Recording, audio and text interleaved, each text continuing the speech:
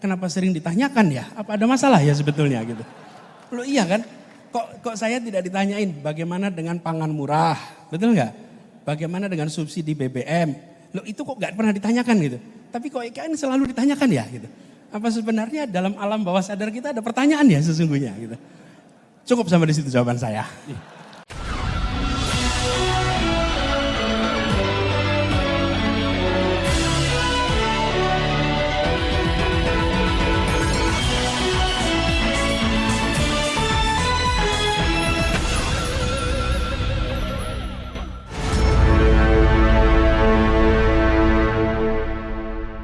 Assalamualaikum warahmatullahi wabarakatuh. Saya Hirsun Arif dari Forum News Network. Apa kabar?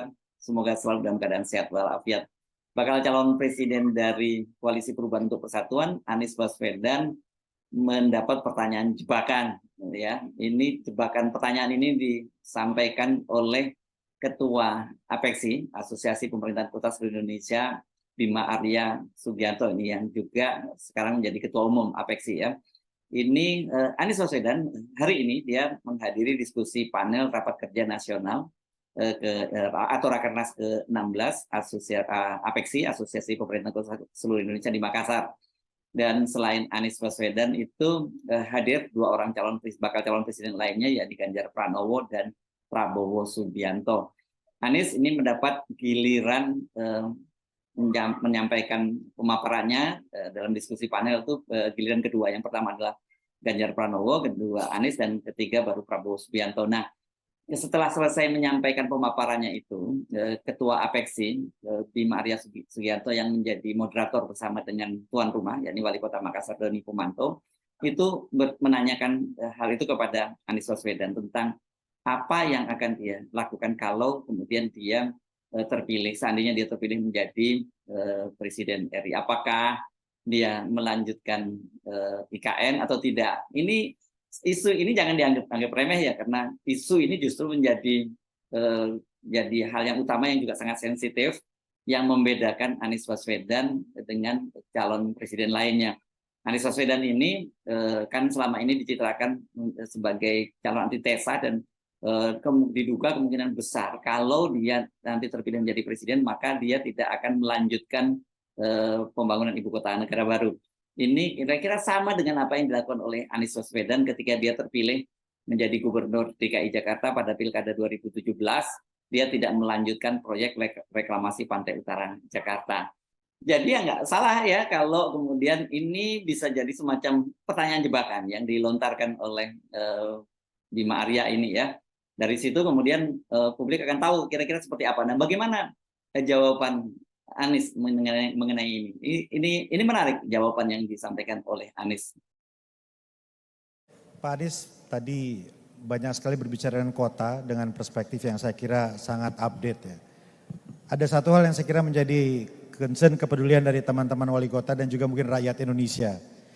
Bagaimana Mas Anies memandang perencanaan dan pembangunan IKN Ibu Kota Negara Nusantara? Terima kasih.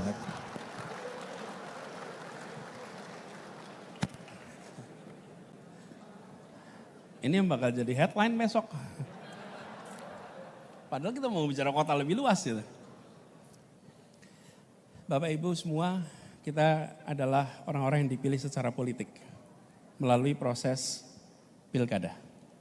Dan di dalam Bapak Ibu mengelola program, Bapak Ibu tentu merasakan sesuatu yang direncanakan dengan baik, memiliki dasar yang kuat, dia tidak perlu otot politik untuk bisa dilaksanakan.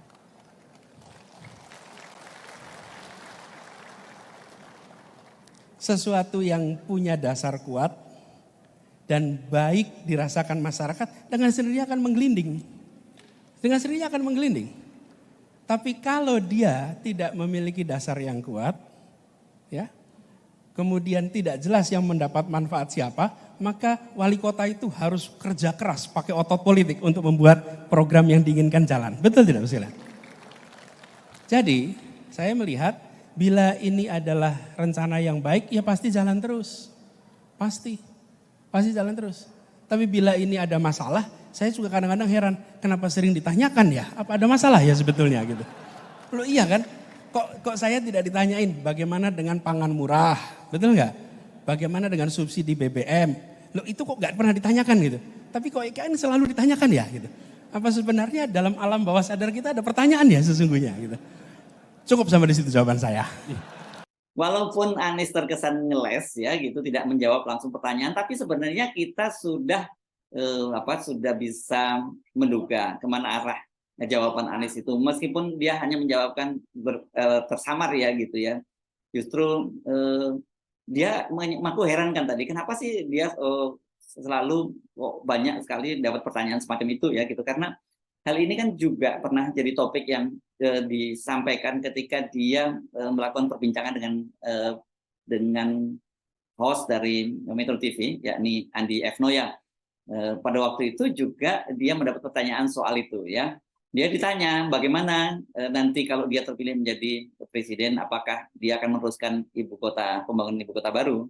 Nah, pada waktu itu Anies juga menyatakan kurang lebih sama jawabannya. Dia menyatakan keheranannya. Kadang-kadang saya bertanya ya Bang Andi, kenapa ya selalu ditanya soal IKN itu diteruskan apa tidak? Itu kata Anies Baswedan. Apa sesungguhnya ada masalah di sini sehingga harus diperlukan kekuatan politik untuk terlaksana lanjutnya. Ini cara Anies untuk ngeles dan dia tidak bersikap konfrontatif terhadap Presiden Jokowi ya, karena kita tahu kan bahwa Ibu Kota Negara Baru ini adalah proyek yang jadi obsesi dari Presiden Joko Widodo, dan kelihatannya dia mau melakukan apa saja untuk agar pembangunan ini terwujud ya. Kita tahu kan ini proyek ini ada tanda-tanda bakal mangkrak gitu, karena seperti dikatakan oleh pembantu terdekatnya dari Pak Jokowi, yakni Menteri PUPR Basuki Hadi Mulyono, yang menyatakan bahwa sampai sekarang ini itu investor swasta itu masih nihil yang masuk ke IKN. Padahal kan kita tahu dari 466 triliun anggaran yang direncanakan untuk membangun ibu kota negara baru itu hanya 20% saja yang akan berasal dari APBN, sementara sisanya 80% itu akan mengandalkan sektor swasta. Nah, ketika kemudian sektor swasta tidak ada yang masuk, masih nihil, ya kan proyek ini terancam mangkrak. Nah, kemudian kita tahu tiba-tiba saja datang investor, rame-rame datang investor dari Singapura gitu ya. Investor Singapura itu tiba-tiba datang itu setelah ada kabar bahwa Indonesia itu membuka keran impor pasirnya, dan orang kemudian mengkaitkan, oh ini ada barter nih antara Singapura dapat pasir dari Indonesia, dan dengan kompensasinya kemudian pengusaha Singapura investasi di ibu kota negara baru. Tetapi soal ini pun juga masih jadi spekulasi, apakah kemudian pengusaha Singapura itu jadi menanamkan investasinya atau hanya basa-basi saja.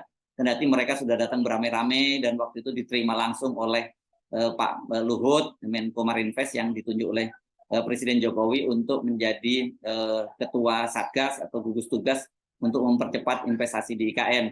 Dan dalam hari-hari ini, sejak kemarin kita dihebohkan juga oleh pernyataan Komisaris Utama Ahok. Ahok ini atau Basuki Cahayapurnama ini kan sebelum jadi Komisaris Utama di Pertamina, ini adalah orang dekatnya Pak Jokowi. Dia pernah menjadi wakil gubernurnya Pak Jokowi, dan kemudian dia menggantikan Pak Jokowi sebagai gubernur yang menyisakan masa jabatan di DKI Jakarta karena Pak Jokowi terpilih menjadi presiden. Ahok menyatakan bahwa Pertamina yang akan menjadi the real investor di IKN itu, dan ini pun juga menimbulkan kontroversi. Apakah mungkin kemudian Pertamina itu dibebani tugas-tugas kekayaan baru yang di luar core bisnisnya, dengan membangun resort, hotel, rumah sakit, kemudian universitas di IKN. Padahal kan kita tahu sekarang ini kondisi Pertamina juga sedang tidak baik-baik saja, baru saja merugi, dan kemudian bisa mencatatkan untung. Itu pun masih jadi pertanyaan, dari mana Pertamina mencatatkan untungnya. Dan Pertamina kan juga selama ini melakukan semacam efisiensi gitu, melakukan restrukturisasi. Banyak sekali anak perusahaan yang tidak sesuai dengan core bisnisnya itu kemudian dilikuidasi. Nah, kalau kemudian tiba-tiba Ahok menyatakan dia akan melanjutkan dan menjadi real investor Pertamina, apakah ini tidak justru membahayakan Pertamina sebagai perusahaan plat merah ini gitu. Nah, ini memang isu dari IKN ini jadi sangat sensitif, dan itu sekali lagi itu kelihatannya sudah menjadi semacam obsesi dari Presiden Jokowi yang harus bagaimanapun caranya itu harus terwujud. Dan sekarang Presiden Jokowi kan berkejaran dengan waktu yang tersisa sebagai presiden. Ini hanya tinggal 1 tahun lagi lah Presiden Jokowi menjabat, 1 tahun lebih, 1 tahun berapa bulan menjadi presiden, dan ada tanda-tandanya bahwa IKN ini tidak akan terwujud. Karena itu kalau kemudian pernyataan ini dilontarkan kepada Anies menjadi sensitif. Kenapa? Karena 2 calon presiden lainnya, yakni Prabowo Subianto dan Ganjar Pranowo itu dengan tegas menyatakan akan melanjutkan IKN itu, dan IKN itu harus tetap terwujud. Sementara Anies ini dicurigai bahwa dia tidak akan melanjutkan, dan saya kira dengan kalkulasi yang ada, dengan perekonomian Indonesia, dengan keuangan negara yang ada sekarang, kalau Anies terpilih itu yang paling logis tidak melanjutkan pembangunan IKN. Saya kira bukan hanya Anies ya, kalau toh katakanlah Ganjar Pranowo maupun Pak Prabowo yang terpilih, rasanya akan sangat berat ini untuk melanjutkan pembangunan ibu kota negara baru ini. Kalau toh ada juga dipaksakan, dan itu akan menjadi beban dari APBN, dan kalau jadi beban APBN, yang jadi beban juga rakyat juga. Jadi dari situ sebenarnya kita tahu bahwa ya ini Bima Arya ini ya mengajukan lontaran pertanyaan jebakan dengan cara begitu, makanya nanti dia bisa menjelaskan langsung menegas pada Pak Jokowi bahwa ini bahaya loh kalau Anies Baswedan yang terpilih menjadi presiden, karena dia tidak akan melanjutkan itu. Nah, dan Anies paham soal itu, jadi dia menghindar. Dia tidak mau pagi-pagi begini sudah konfrontasi dengan Presiden Jokowi. Kendati kita tahu juga, meskipun Anies tidak menyatakan dia tidak akan melanjutkan pembangunan ibu kota negara baru, toh sekarang ini juga Presiden Jokowi juga mati-matian menghambat agar jangan sampai Anies Baswedan maju sebagai calon presiden pada Pilpres 2024, apalagi nanti menjadi presiden. Karena itu akan membahayakan legasi dari Presiden Jokowi. Di situ ya kira-kira, dan saya kira Pak Anies mesti bersiap terus bahwa semakin mendekati pemilu nanti pertanyaannya akan dimunculkan, dan saya kira nanti pada waktunya Pak Anies harus tegas ya. Dia menyatakan apa sih sebenarnya visi dia tentang bagaimana kelanjutan dan discontinuity itu. Karena kan dia menyatakan ingin lakukan perubahan. Kalau perubahan dia harus berbeda dengan Presiden Joko Widodo. Kalau dia tidak melakukan perubahan, dia sama saja lah. Kalau dia ingin meneruskan IKN, ya status dia sama dengan Ganjar Pranowo dan Pak Prabowo. Jadi kalau gitu, apa dong dasarnya orang memilih Anies Baswedan kalau dia sama saja dengan Prabowo dan Ganjar Pranowo? Gitu ya, Pak Anies. Jadi ya silakan diatur kapan, tapi harus mulai tegas menyatakan bahwa Anda memang berbeda dengan Pak Jokowi. Dengan cara begitu, Anda punya segmen pasar tersendiri yang mereka-mereka yang ingin perubahan. Saya Hersi Arif dari Forum News Network. Sampai jumpa lagi. Wassalamualaikum warahmatullahi wabarakatuh.